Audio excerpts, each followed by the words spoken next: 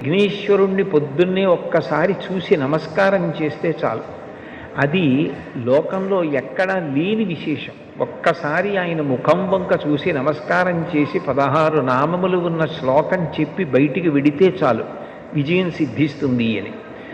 రెండవది ఆయన యొక్క అపారమైన కరుణ. ఇంకా అంతా ఇంత కరుణ కాదు విఘ్నేశ్వరుడిది. ఆయన క్షమించినంత తొందరగా ఎవ్వరూ క్షమించరు.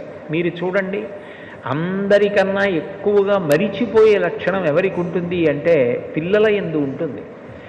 మీరు పిల్లలు అనేటప్పటికీ ఒక విషయం జ్ఞాపకానికి తెచ్చుకోవచ్చు.